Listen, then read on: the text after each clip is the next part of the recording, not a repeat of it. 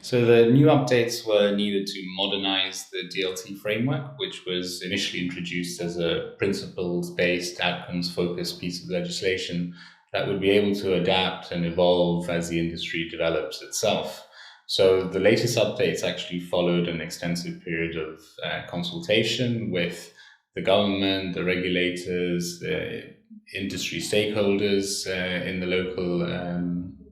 ecosystem, as well as looking at regulatory best practices in other jurisdictions. And what the new updates do is that they don't actually change too much from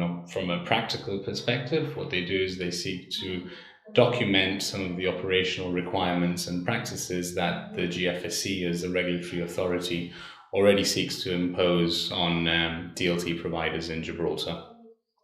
So in that regard, it provides greater clarity in the guidance notes around best practices and procedures that licensees will need to implement as part of their businesses in Gibraltar.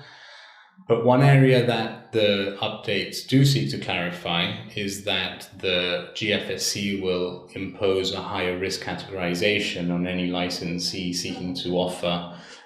virtual asset-backed instruments or denominated instruments such as futures or derivatives contracts. And providers who offer such instruments are likely to have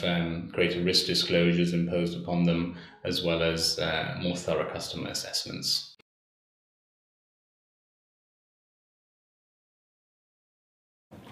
So what it does is it seeks to provide further clarity on the nine core licensing principles, and applicants will have a better understanding just from reading through the guidance notes on what they'll need to do to comply. In terms of internationally, it seeks to further bring Gibraltar in line with international regulatory developments. We've seen recently a lot of regulatory developments happening on a worldwide basis with the implementation of the FATF recommendations, for example, and as well most recently we've seen the EU publish their draft markets in crypto assets regulation, or known as MiCA, which actually at initial glance seems to be quite a prescriptive and rigid regime. The Gibraltar approach was purposely designed quite differently. It was intended to be quite fluid and flexible and able to adapt as the industry matures and evolves itself.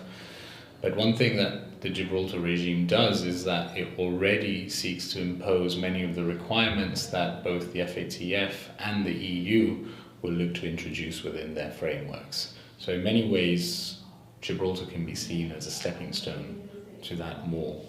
developed piece of regulation on an international basis, and I think it provides a good breeding ground for businesses to test and grow their models, at least initially.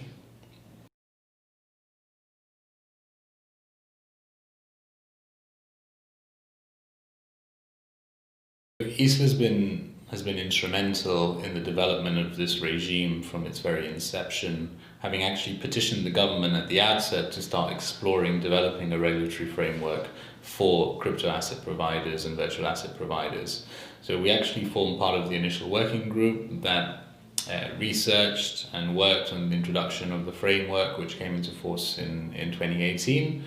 And over the last couple of years, we've continue to play a very important role, both with the Gibraltar Association of New Technologies in gathering industry feedback from the local community as a whole, as well as our involvement in other international working groups where we bring knowledge from best practices around the world back to Gibraltar and see how we can apply those in our own frameworks. Currently, we're advising the government as well as the Gibraltar Financial Services Commission on how international developments in regulatory framework sit in the context of Gibraltar's own regime, and what improvements or updates need to be made to Gibraltar's regime to bring them in line with these international regulatory developments. And that includes things such as the travel rule recommendations published by the FATF, and developments from an AML perspective at EU level, as well as starting to analyze the proposed implementation of the European markets and crypto asset regulations in the next few years. So we continue to play a very important role at both governmental, regulatory and industry stakeholder level, bringing together all those views and looking to develop the framework in line with best practices.